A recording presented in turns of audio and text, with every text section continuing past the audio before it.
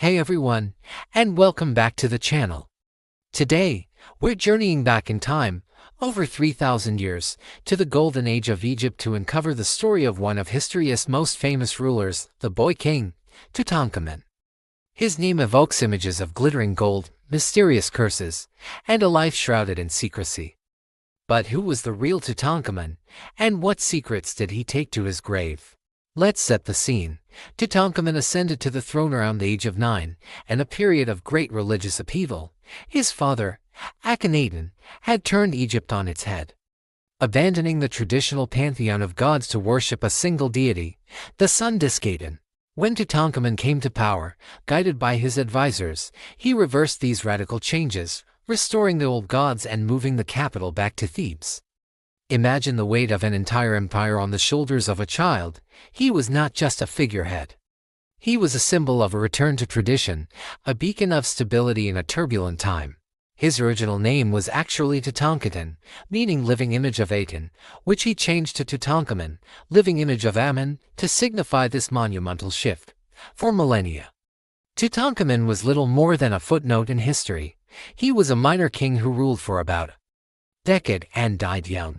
All that changed in 1922. After years of searching, British archaeologist Howard Carter and his sponsor, Lord Carnarvon, made the discovery of a lifetime, deep in the Valley of the Kings.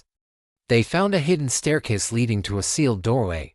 Carter famously peered through a small hole, and when asked what he could see, he uttered the immortal words, "Yes, wonderful things." He had found the nearly intact tomb of King Tut, a treasure trove that had been sealed for over 3,200 years. The discovery was an absolute sensation. Inside, they found thousands of artifacts, from golden chariots and intricate jewelry to furniture and even the king's childhood toys. The centerpiece was the burial chamber itself, containing a series of nested coffins. The innermost coffin was made of over 110 kilograms of solid gold, and inside lay the mummified remains of Tutankhamun himself, his face covered by that iconic golden death mask. One of the most recognizable works of art in the world, this wasn't just a tomb. It was a perfectly preserved time capsule of ancient Egyptian royalty. Of course, you can't talk about Tutankhamun without mentioning the legendary curse of the Pharaohs.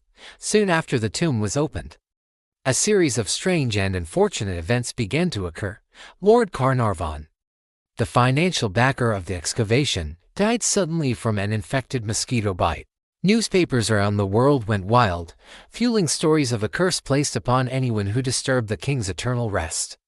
While many deaths associated with the excavation team were later explained by natural causes, the myth of the curse has persisted, adding a layer of thrilling mystery to Tut's story.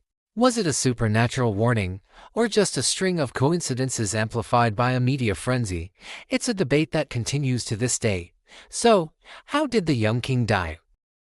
For decades, theories ranged from murder to a chariot accident, but modern science has given us a clearer picture. CT scans of his mummy have revealed that he had a clubfoot, and likely walked with a cane. In fact, over 130 walking canes were found in his tomb. He also suffered from multiple strains of malaria and a severe, bone-weakening disease.